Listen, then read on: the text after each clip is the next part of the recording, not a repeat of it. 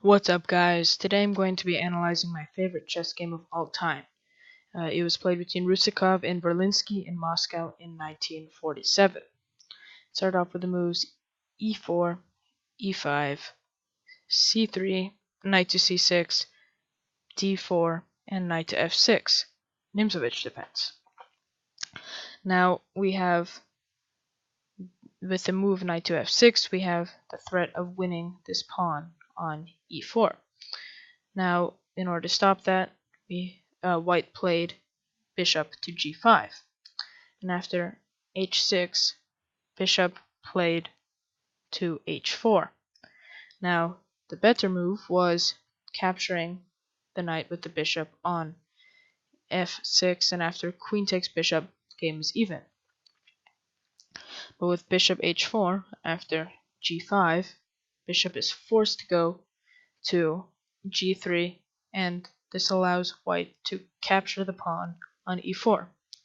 However, Black did not capture the pawn on e4. Black instead played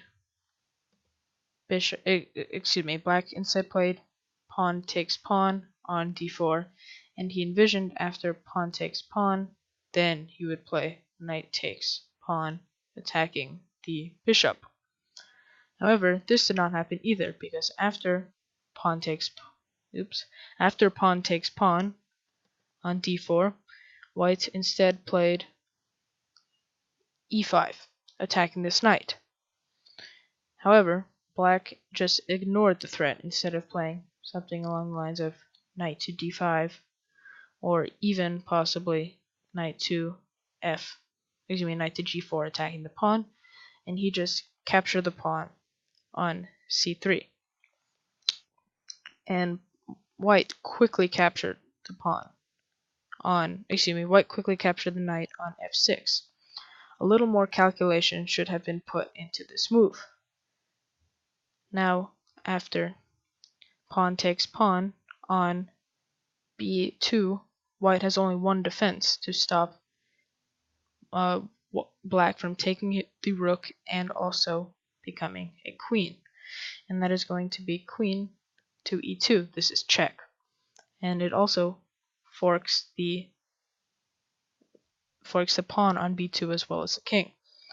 So now there are three possibilities. The first possibility is bishop to e7 to block the check, after which we would have queen takes pawn, bishop takes pawn, and knight to c3. Game is even. The next possibility is knight to e7, and after queen takes pawn, this is really bad because knight would just have to move again to get out of the way of the pawn and not be lost there. So that does not work either. Black played the impossible move, which is queen to e7. And now, instead of calculating more, White simply decided to capture the queen on e7 with the pawn, attacking the bishop. Now bishop did not capture on e7, as what good would that do? As they would just lose the pawn. Instead, bishop played to g7. And now White is lost. So after queen took the pawn on b2, bishop takes queen, and in this position White resigned. They're going to lose the rook on a1 as well as the pawn on e7, and it is game over. So this is my favorite chess game of all time. I hope you guys enjoyed my analysis. I think it all boiled down to just a lack of calculation and simple eagerness to just win more material. So I hope you guys enjoyed, hope you guys learned, and I'll see you guys next time.